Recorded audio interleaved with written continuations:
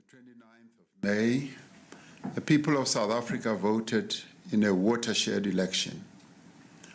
In casting their votes, our people made it clear that they expect political parties to work together to deliver on a mandate of transformation, growth, and renewal.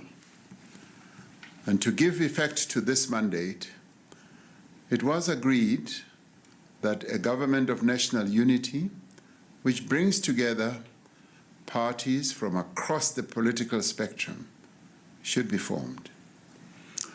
This government of national unity would be bound by certain fundamental principles and would undertake a basic minimum of program of priorities that affect the lives of the people of South Africa. Following discussions over the course of the last few weeks, a total of 11 parties have elected to work together in government as well as in parliament. These are the African National Congress, the Democratic Alliance, the Patriotic Alliance, the Inkatha Freedom Party, Good Party, Pan-Africanist Congress of Azania, Freedom Front Plus, United Democratic Movement, Al-Jamaa, Rise Mzansi, and the United African Transformation.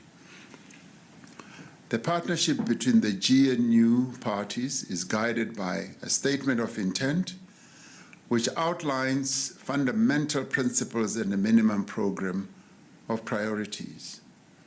All the parties have made a commitment in writing to respect the Constitution and to promote accountable and transparent governance, evidence-based policies, and decision-making, the professionalization of our public service based on integrity and good governance. The incoming government will prioritize rapid, inclusive, and sustainable economic growth and the creation of a more just society by tackling poverty and inequality, as well as unemployment. The establishment of the Government of National Unity in its current form is unprecedented in the history of our democracy. We have had to consider how to form a new government in a manner that advances the national interest, that also gives due consideration to the outcome of the election and that makes use of the respective capabilities within each of the parties represented. We have had to consider not only the immediate needs of the country, but the needs of all our people. We have also had to consider the stability, effectiveness, and the durability of the government that we are establishing. It is true that some South Africans have expressed concern about the length of time it has taken to form a government since the elections.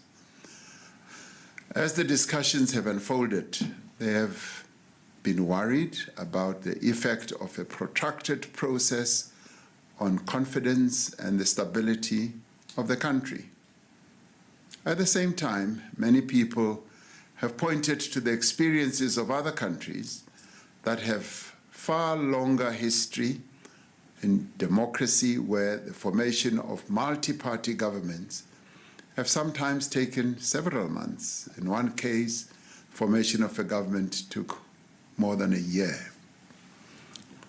As a relatively young democracy, we should be proud that we have moved to establish a government comprised of a number of parties within such a short space of time.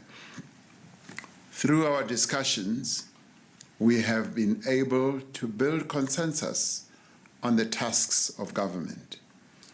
We have shown that there are no problems that are too difficult or too intractable that they cannot be solved through dialogue and negotiations. This evening, I am pleased to announce the members of the National Executive of our country who will bear collective responsibility to give effect to the will of the people of South Africa. In forming the national executive of our country, we have had to consider several factors and advance a number of key principles. We've had to ensure that the incoming government will be effective and that it will have people with the experience, the skills and capabilities to deliver on its mandate. It is important that we deploy into positions of responsibility people who are committed, capable, and hardworking, and who also have integrity. We've had to ensure that all the parties are able to participate meaningfully in the national executive, as well as in various parliamentary positions, and that they should represent the diversity of the people of South Africa properly. We have sought to ensure that the national executive is representative of the people of South Africa, giving due consideration to gender, to youth, demographics, as well as the regional distribution in our country. We want South Africans to see themselves reflected not only in the composition of government, but also in the policies and the programs of our government. Given the challenges that our country faces today, and considering the electoral mandate this government must implement, and I mean that we must work hard to ensure that we achieve all the goals that we have set out.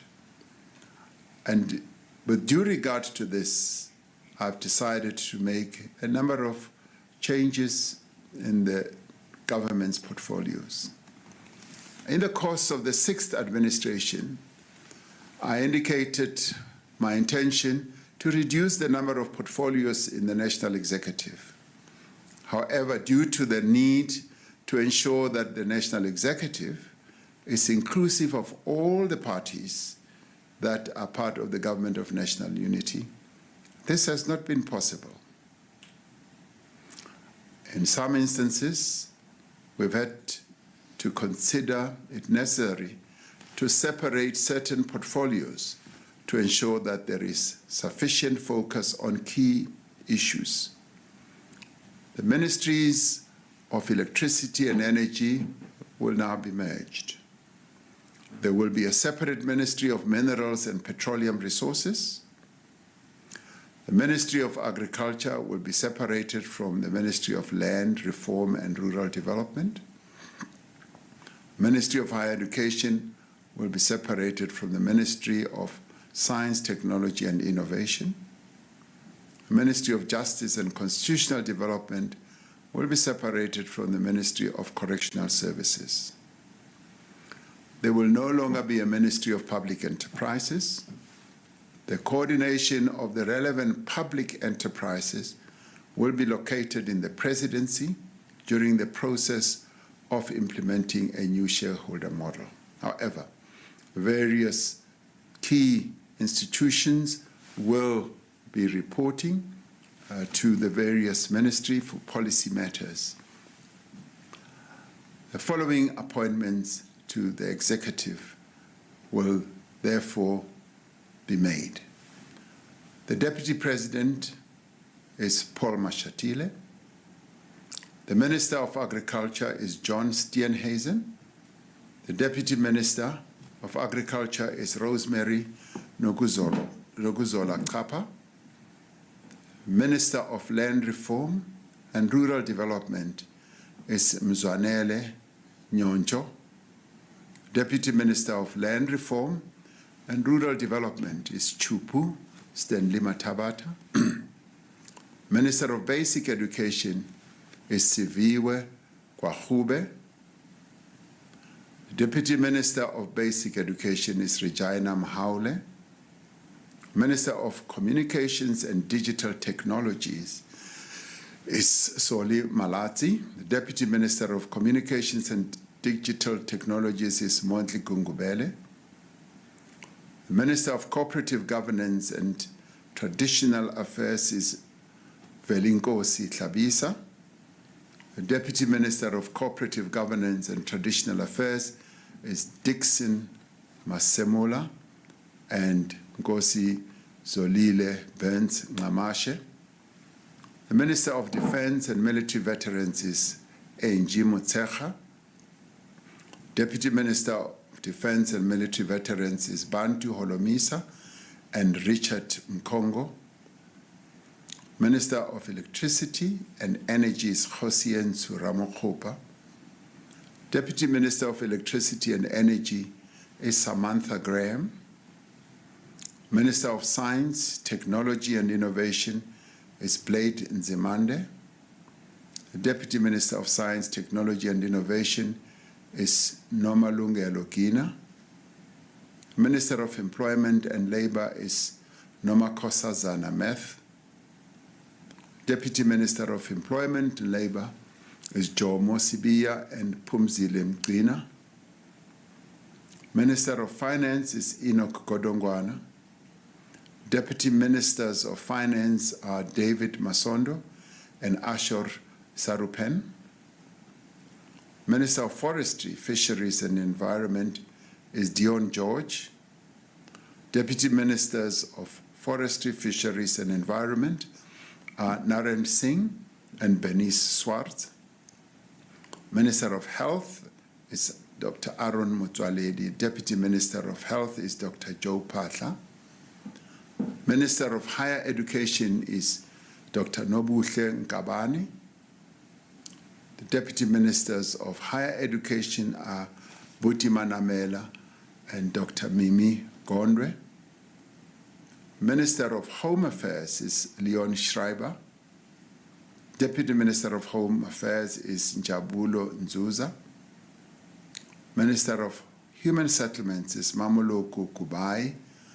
Deputy Minister of Human Settlements is Thandi Mahambehlala. The Minister of International Relations and Cooperation is Ronald Lamola. Deputy Ministers of International Relations and Cooperation are Alvin Buotes and Thandi Moraka. Minister of Justice and Constitutional Development is Thembing Kadimeng. The Deputy Minister of Justice and Constitutional Development is Andries Nel. The Minister of Mineral and Petroleum Resources is Gwede Mantashe. Deputy Minister of Mineral and Petroleum Resources is Judith Nemadzinga Chabalala.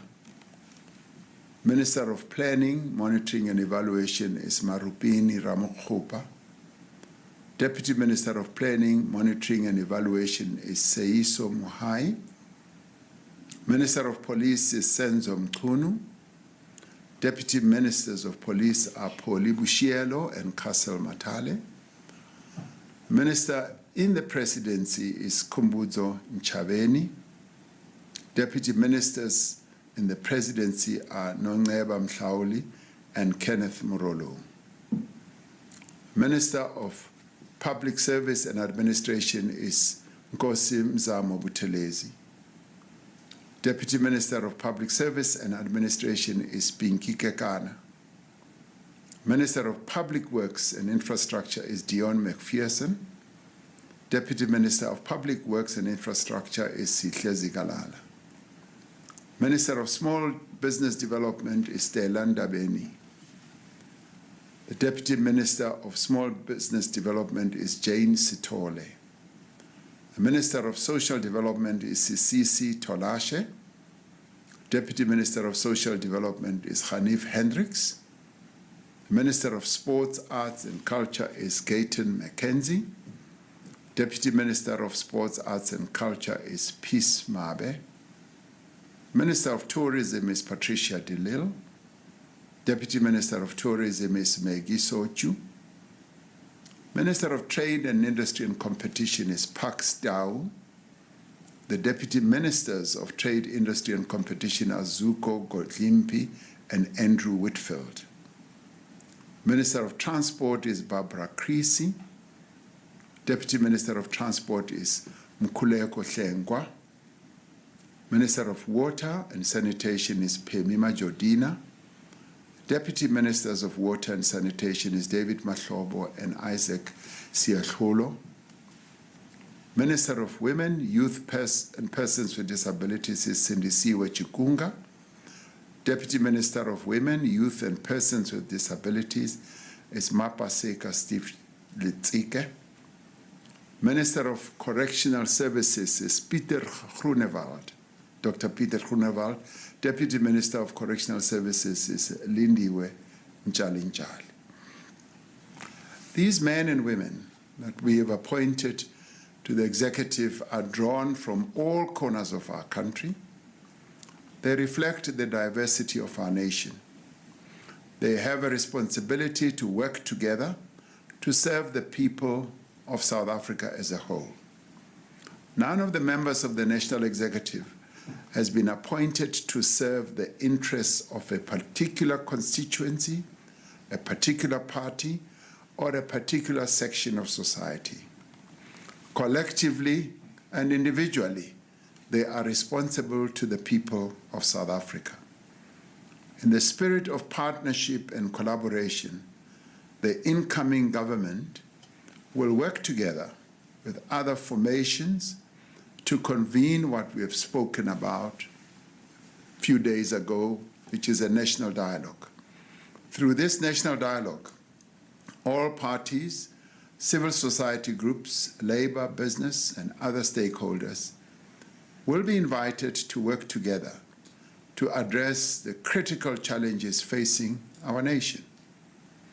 We call on all South Africans to participate in the national dialogue and to give their support to this government of national unity as it begins its work. As the leaders of political parties, as ministers and deputy ministers, as public representatives, we understand and accept the responsibility that we bear. We have all been called upon to serve the people of this country, and we will do so to the utmost of our ability. I thank you.